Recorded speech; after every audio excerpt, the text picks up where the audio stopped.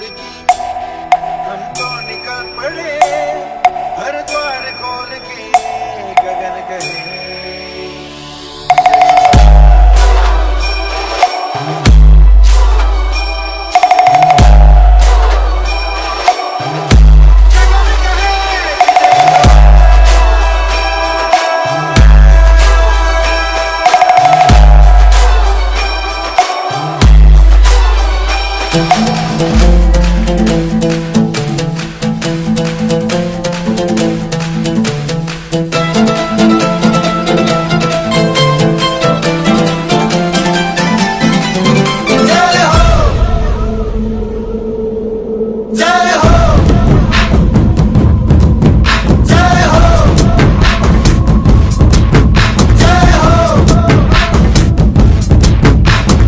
आजा आजा जिंद शामी आने के तले आजा जरी वाले नीले आसमाने के तले जय हो जय हो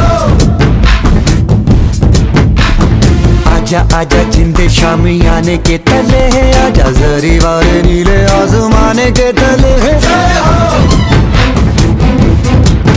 जय हो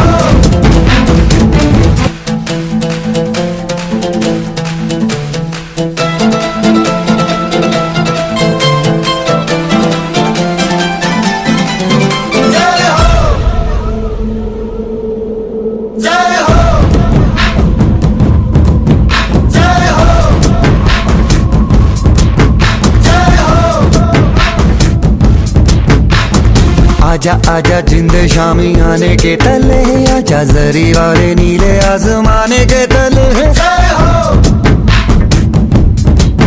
जय हो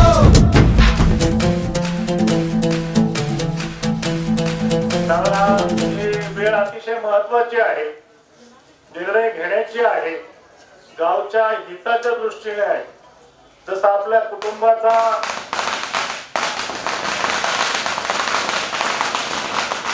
व्यवस्थापन पाहतो, त्याची घडी बसवतो, त्याच्यासाठी का आपलं कुटुंब चांगलं चालावं.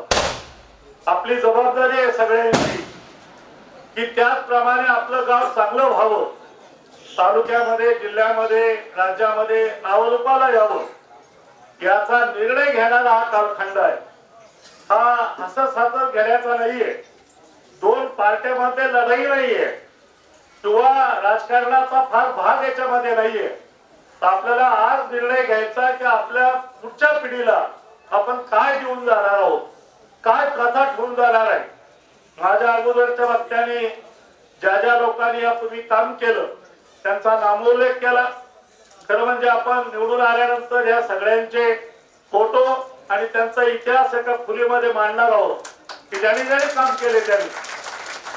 आणि म्हणून आपल्याला जागरूकतेची वेळ आहे आणि शांततेने विचार करण्याची काळ आहे. अगदी व्यक्तिगत हेवेदेवे, जातीपात, धर्मवाद अशा गोष्टीला फुलफाताला न बळी पडता शांततेने गावाच्या भविष्यासाठी चिंतन करण्याची ही वेळ आहे. पहिल्यांदा मी आपल्याला हे स्पष्ट करतो की आज आपण बघितलं की आपण खूप बहुसंख्येने उपस्थित आहात. हीच मोठी जमेची बाजू आहे. आपल्या नारळाच्या कार्यक्रमाला आज बैलांनी जवळजवळ मंदिर भरलेलं आहे आणि यापेक्षाही जास्त गर्दी बाहेर आहे. याच्यावरूनच लोकांचा कल आपल्या लक्षामध्ये येत आहे की आपल्याला कोणाच्या बाजूला गाव जाणार आहे, काय दिशा आहे हे आपल्याला आज कळतं. या ठिकाणी बऱ्याच वेळा अशी चर्चा व्हायची, खंत व्यक्त केली लोकांनी की जनसेवा मंडळामध्ये बरेच वेगवेगळे विचाराचे गट तट आहेत आणि आपलेच लोक आपल्याला पाडतात अशा प्रकारची एक लाट अशा प्रकारची अफवा पसरवून दिलेली होती. मी गेली 2 वर्ष त्यांच्या बरोबरीला काम करतो, सगळ्या ज्येष्ठ लोकांच्या बरोबर. माझ्या असं निदर्शनास आलेलं आहे आणि आज तुम्ही पाहिलेलं आहे की एक संघ जनसेवा मंडळ आहे. आपण उमेदवार निवडताना कुठेही मतभेद झाले नाही, कुठेही एकामध्ये वाद झालेले नाही आणि सर्वजण तळमळीने एकत्रित काम करताना आपल्याला दिसून राहिलेले आहे. तेव्हा पहिल्यांदा हा गैरसमज काढा की जनसेवा मंडळामध्येच लोक आपल्याला पाडतात. ते कदाचित पूर्वी इतिहासात झाला असेल, पण माझ्या आता जे मला दिसतं याच्यामध्ये सुतराम शक्यता नाही. आपल्यामध्ये कुठेही फूट पडण्याची अजिबात शक्यता नाही. एक संघपणे आपण सातत्याने काम करणार आहोत. सगळेजण या ठिकाणी उपस्थितीवरून आपल्या लक्षात येईल. या निवडणूक आपण उमेदवार ठरवत असताना त्या वार्डाला स्वातंत्र्य दिलं होतं की तुम्हीच उमेदवार निवडा, तुम्हीच त्यांचा प्रचार करा आणि त्यांना निवडून आणा. आणि ही भूमिका आजपर्यंत यशस्वीरित्या पार पडलेली आहे. एक 2 ठिकाणी अडचण आल्या, 2-3 ठिकाणी, आणि त्या अडचणीबद्दल देखील कौतुक केलं पाहिजे की वार्ड नंबर 4 मध्ये जानकीराम गायकवाड यांना रिझर्वेशनमुळे आपल्याला बसवता आलं नाही, परंतु त्यांनी मोठ्या मनाने तुम्ही आज पाहिलं असेल की सगळ्या उमेदवारांचा सत्कार केला. हा त्याचा मोठेपणा आहे, त्याच्या मनाचा मोठेपणा आहे. हे आपले एक संघपणाचं धोतक आहे की जरी मला अडचण आली त्यांनी समजून घेतली की ओबीसी सीट आहे, गारुडी समाज आपल्या मतदारसंघात आहे, त्याला प्रतिनिधित्व दिलं पाहिजे, आणि म्हणून त्यांनी मोठ्या मनाने, त्याला इच्छा होती ती त्यांनी मागणी घेतली. त्याचबरोबर सुरुवात 3 वार्ड मध्ये विजू म्हशे बरोबर अनिल म्हशे इच्छुक होते. खूप बऱ्याच मुलांनी त्यांना त्यांचं नाव लावून धरलेलं होतं, परंतु आपण बघितलं, तुम्ही सगळेजण पाहता, व्यक्तिद्वेष बाजूला ठेवा, की शेवटी राजकीय काम करताना, सामाजिक काम करताना वेळ द्यावा लागतो, भेटावं लागतं, हिंमत दाखवावी लागते. आणि विजू म्हशे यांनी गेली 5 वर्षांमध्ये तुम्ही बघितलं की आपला छोटासा उद्योगधंदा तोही बाजूला ठेवून लोकांसाठी सातत्याने पळलेला आहे. पार्टीसाठी अशा कार्यकर्त्याची गरज आहे. उद्या पार्टी चालवायची आहे, उद्या पुढाऱ्यांना भेटायचं आहे, काही स्कीमा मंजूर करून आणायच्या आहेत, आपसामधले वाद मिटवायचे आहेत, तर त्याने एक 5 वर्षामध्ये अनुभव येऊन गेला आणि त्याचा उपयोग आपल्याला भविष्यात व्हावा म्हणून आपण त्याची उमेदवारी दिलेली आहे. याच्या बाबतीत सुद्धा गैरसमज करू नये. जे उमेदवार दिले तेच आपण पक्के समजले पाहिजे. तिथं अनिलने मोठेपणा दाखवला, अर्ज सुद्धा भरलेला नाही, आणि म्हणून मी अनिल म्हशेंचं देखील या ठिकाणी अभिनंदन करतो, आभार मानतो. त्याचबरोबर आमच्या 2 नंबर वार्ड मध्ये थोडीशी प्रमोद जनांना इच्छा होती की आपली उमेदवारी जमली तर बघावी, परंतु तिथे अडचण आली. आपल्याला पाटाच्या खालचा भाग, पाटाचा वरचा भाग, त्या मताची बेरीज करताना आपल्याला भाऊसाहेब खेरनारला उमेदवारी द्यावी लागली, आणि प्रमोदने अतिशय उत्साहाने काम करताना मी पाहतो. हे जे उमेदवार ज्यांनी स्वतःहून अशा प्रकारची भूमिका घेतली, या सगळ्या उमेदवारांच्या बाबतीमध्ये आम्ही सगळे ज्येष्ठ मंडळी भविष्यामध्ये त्यांना न्याय देण्याचं काम करू. जसं अण्णांनी किंवा कुणीतरी जाहीर केलं तर आम्ही जवळजवळ रिटायरच्या मार्गावर आहोत, थांबण्याच्या मार्गावर आहोत, तर आमचं दुसरं काम आहे जाता जाता त्या नवीन पिढी कार्यकर्ते तयार केले पाहिजे, त्यांना ताकद दिली पाहिजे, आणि ते देण्याचं काम आपण निश्चित स्वरूपाने या ठिकाणी करणार आहे. हा झाला उमेदवारीमध्ये कुठेही याच्यामध्ये भेदभाव नाही, मतभेद नाही, एक विचाराने सगळे उमेदवार देऊन आपण कामाला लागलेलो आहोत. आता समोरची जी पार्टी आहे आणि आपण जो आहे त्याच्यातला फरक काय हा लक्षात घ्या. पहिलं पद आहे सरपंच पदाचं पद आहे. सरपंच पदाचं पद बऱ्याच वर्षातून आदिवासी समाजासाठी राखीव बनून आलेलं आहे, आणि आदिवासी समाजाचा गावाकडे विचार केल्यानंतर असं लक्षात येईल की जवळपास 400 मतं, 400 कुटुंब हे भिल्ल समाजाचे आहे. फार मोठा समाज आहे आपल्याकडे, गरीब समाज आहे, आपल्या शेतीवर काम करतो, आणि एक घर कोळी समाजाचा आहे, एकच घर कोळी समाजाचा आहे, आणि त्याच्या दुसरे एक भाऊबंद आहे, तो सुद्धा आपल्याकडे उमेदवारी इच्छुक होता. पण आपल्या सगळ्या कार्यकर्त्यांनी निर्णय घेतला की काही झालं तरी मोठ्या संख्येने आपल्या गावामध्ये असलेल्या भिल्ल समाजाला आपण न्याय द्यायचा आहे, त्यांच्या पाठीमागे उभा राहायचं आहे, आणि कुठल्याही प्रकारची किंतु परंतु न करता, कुठल्याही जातीवाद न करता आपल्याला भिल्ल समाजाला ताकद द्यायची, तसा निर्णय आपण घेतलेला आहे.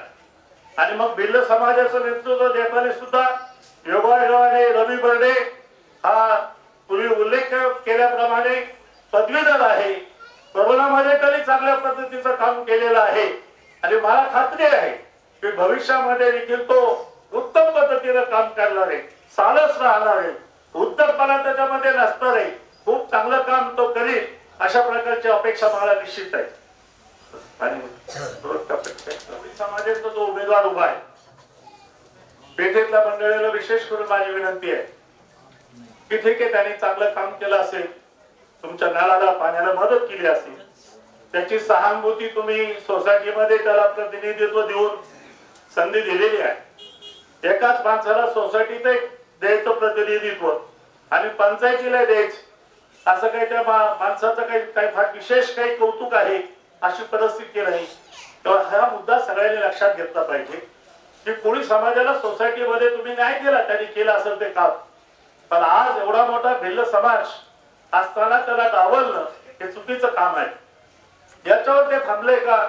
त्यांचा दुसरा विचार आपण लक्षात घेतला पाहिजे की सरपंचाचं सीट निवडून येण्यासाठी त्यांनी त्यांच्या विचाराचा त्यांचा ऐकणारा एक अपक्ष भिल्लाचा उमेदवार उभा केला.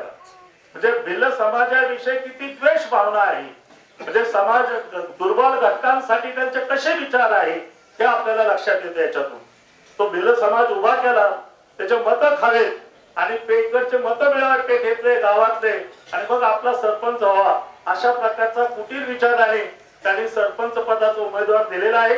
माझी कृपया सगळ्या जनतेला विनंती आहे की जो समाज वर्षानुवर्ष आपल्या बरोबर आहे, आपल्या शेतीमध्ये काम करतो, आपल्याला मदत करतो, त्यालाही आपल्याला विकासात घेतलं पाहिजे. म्हणून कुठल्याही प्रकारचा भेदभाव न करता रवी बर्डेच्या पाठीमागे सगळ्या गावांनी राहावं आणि त्या समाजाला संधी द्यावी. भविष्यात लवकर संधी मिळणार नाही हेही लक्षात घेतलं पाहिजे. त्यानंतर आपल्याला दुसरं असं लक्षात येईल की बऱ्याच प्रकारे राजकारण करण्याचा प्रयत्न त्यांनी करून पाहिलेला आहे आणि त्या प्रवृत्तीला आपण अभ्यासलं पाहिजे, त्या प्रवृत्तीचा विचार केला पाहिजे की गट नंबर तुम्ही पोळ्याच्या वेळेस पहिला प्रयोग झाला. पोळ्याच्या वेळेस त्यांच्या एका हस्तकामार्फत भिल्ल समाज आणि धनगर समाजाची मारामारी लावून दिली. त्यांनी डोळ्यापुढे इलेक्शन असं ठेवलं तर भविष्यामध्ये भिल्लाचा कॅन्डिडेट उभे करतील म्हणजे धनगर समाज त्यांच्या विरोधात जाईल. परंतु आमच्या सर्व समाजाने एक मुखाने समजून घेतलं की ही भांडण घडून आणलेलं आहे आणि कुठल्या प्रकारचा भिलांविषयी द्वेषभाव आमच्या तरुणांमध्ये नाही, सगळे एक जातीने उभे आहेत हे कालच्या सभेवरून आपल्या लक्षात. म्हणजे अशा प्रकारची प्रवृत्ती आपल्या गावामध्ये वाढीला लागलेली आहे. तुम्हाला कुटुंब फोडताना पाहिले, माझ्या सगळं सुरुवात आहे.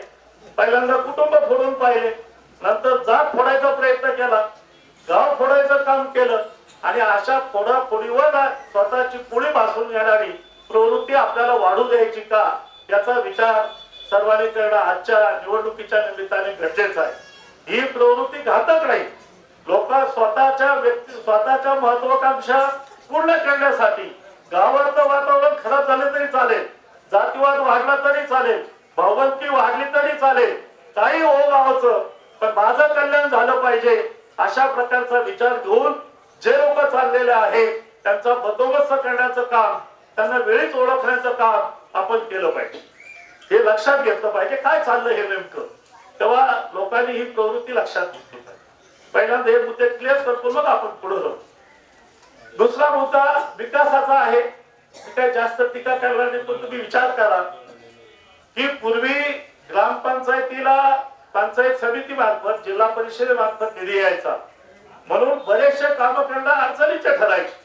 जो लोकसंख्येच्या प्रमाणात निधी यायचा तेवढेच काम व्हायचे. पण 2-2.5 वर्षापासून केंद्र शासनाचा निर्णय बदलला आणि डायरेक्ट शासनातून ग्रामपंचायतीला निधी येऊ लागला. हा निधी आल्यामुळे ज्या हेडखाली निधी आला, मग रस्ते बसवण्यासाठी निधी आला असेल, पेवर ब्लॉक्स बसवण्यासाठी निधी आला असेल किंवा गटारच्या कामासाठी निधी आला असेल, घरकुलासाठी निधी आला असेल, तो कोणत्याही सरपंचाला आणि ग्रामसेवकाला करावाच लागतो. त्यात काही वेगळं असं केलं अशाचा भाग नाहीये. हे पेवर ब्लॉक बसवले दिसतात, हे शासनाचे निर्णय आहे, शासनाचे धोरण आहे आणि त्याच्या मार्फत ते झालेलं काम आहे. तुम्हाला तेवढंच काम दिसत आपल्याला, बाकी फार काही काम दिसणार नाही. अगदी आंधळा माणूस असता तरी त्याला ते करावं लागलं असतं. याचं उदाहरण घ्या की या कामाचं जे चांगलं काम केलं ते बॉडीने केलं का ग्रामसेवकांनी केले लक्षात येईल. की जो पुरस्कार ग्रामपंचायतीला मिळाला का ग्रामसेवकाला मिळाला. पुरस्कार हा ग्रामसेवकाला व्यक्तिगत मिळालेला आहे, त्याच्या व्यक्तिगत कामामुळे त्याला पुरस्कार मिळालेला आहे हे ध्यानात घेतलं पाहिजे. तर त्या बॉडीच्या कामामुळे पुरस्कार मिळालेला नाही. तेव्हा हा गैरसमज सुद्धा लोकांनी काढला पाहिजे. जो कोणी ग्रामसेवक असेल त्यांनी चांगलं काम केलं आणि म्हणून आपल्याला ते थोडंसं बक्षीस मिळालं त्याला स्वतःला आणि कामं झालेले आहेत. तेव्हा खूप कामं ज्या आमच्या अपेक्षित होते त्यापैकी काम होत असताना आता मग जनसेवेच्या पाठीमागं का आहे, जनसेवा मंडळाला का ताकद आहे याचंही ओळख या ठिकाणी करणं गरजेचं आहे. मित्र, आपल्याला सगळ्यांना माहित आहे की आपलं गाव हे शिर्डी मतदारसंघामध्ये आहे, प्रवरा परिसरामध्ये आहे आणि प्रवरा परिसराची सगळी नेतृत्वाची धुरा विखे परिवारावर आहे. त्यांच्या कामाचा लेखाजोखा माझ्या अगोदरच्या वक्त्यांनी सांगितलं, तुम्हालाही माहित आहे. कारखाना असेल, डिस्टिलरी असेल, पेपर मिल असेल, एज्युकेशन कॉम्प्लेक्स असेल, दवाखाना असेल, आपल्या कार्यक्षेत्रातील रस्ते असतील, पिण्याच्या पाणी असतील, फार वयस्वी योजना असतील, या सगळ्या योजना प्रभावीपणे या कुटुंबाने आपल्यासाठी राबवलेल्या आहेत. आपल्या हरिओमने सांगितलं की प्रत्येकाचा इथं कुटुंब मयत झाली तर त्यांचा प्रत्येक कुटुंबाचा सदस्य भेट देतो. मग ते कोणत्या समाजाचा असो, जातीचा असो, गरीबाचा असो, सगळ्यांपर्यंत जातात. कोणाचा वाढदिवस असेल तर जातात, कोणाच्या घरी लग्न असेल तर जातात. एवढा दैनंदिन संपर्क आपला आहे. आणि थोडं चिंतन असं करा, एक थोड्या वेळ जेवढे लोक बसले आणि बाकीच्यांना विचारा की आपल्या घरामध्ये जे डॉक्टर झाले, जे ग्रॅज्युएट झाले, इंजिनियर झाले, हे मुलं जर परावरा एज्युकेशन नसतं तर होऊ शकले असते का, आणि आपल्या घराचं परिवर्तन झालं असतं का, आपल्या घराचा विकास झाला असता का, हे एकच गोष्ट शांततेने जर चिंतन केलं तर आपल्या तिथे 70-80% घरामध्ये शिक्षणाचं प्रमाण झालं. त्याच्यामुळे अनेक घरं सुधारली. मी चतुरे मंडळकर विजयरावकडे बसलो तर नुसते चतुरेतील 12 लोक पुण्यामध्ये असं त्यांनी सांगितलं. 12-13 लोक पुण्यामध्ये जाऊन काम करतायत. मुंबईकडे 14 लोक. मुंबईकरांचा एक डॉक्टर मुंबईमध्ये हृदयाचा अतिशय तज्ञ डॉक्टर तयार झालेला आहे. म्हणजे हे उदाहरण आहे. अनेक डॉक्टर झालेले आहेत, अनेक इंजिनियर झालेले आहेत. मग हे त्यांच्या प्रयत्नातून झाले याची जाणीव या प्रसंगी आपण ठेवली पाहिजे. आणि हे लक्षात घ्या की शासनाच्या सगळ्या योजना, तुम्हाला सगळ्यांना माहित असेल की खासदार सुजयदादा विखेंना लोकसभेमध्ये उत्कृष्ट संसदपटू म्हणून पहिल्या 10 मध्ये ते आले, टॉप 10 मध्ये ते आले. का आले ते? की त्यांनी वयस्वी योजना अतिशय प्रभावीपणे जिल्ह्यामध्ये राबवली. आपल्याकडे खूप लोकांना लाभ झाला. मी त्या कार्यक्रमामध्ये होतो. त्याचंही आपण साधारणपणे भान ठेवलं पाहिजे. काम कुठून होत आहे, आपण गावात चांगलं वातावरण निर्माण व्हावं म्हणून मागच्या वर्षी आम्ही मानची हिलच्या वतीने तीर्थक्षेत्राच्या पंढरपूर, वणी, अष्टविनायक महिला ज्या कधी जाऊ शकत नव्हत्या त्यांना नेण्याचा प्रयत्न केला.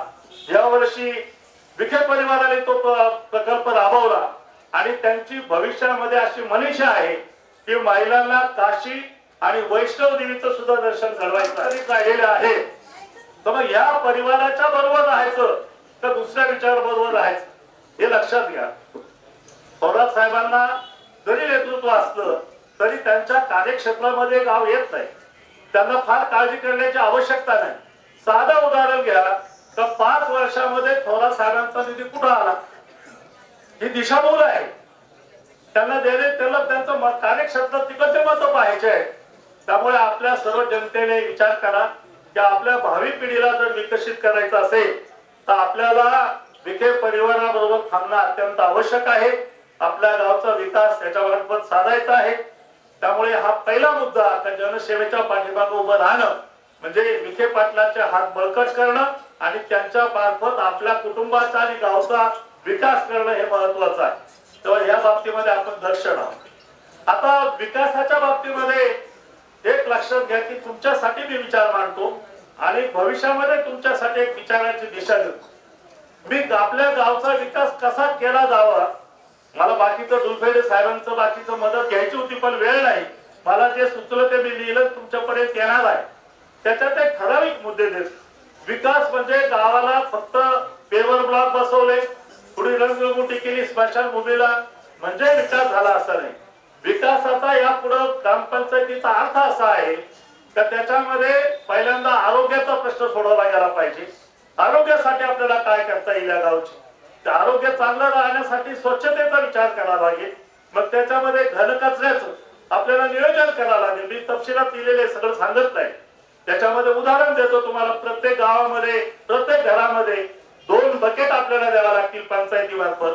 त्याच्यामध्ये ओला कचरा सुका कचरा ठेवून ग्रामपंचायतीमार्फत गाडी पाठवून तो सगळा कचरा गोळा एकत्रित करून मानवी वस्तीपासून दूर नेऊन त्याची खताचा प्रकल्प आपल्याला चालू करावा लागेल.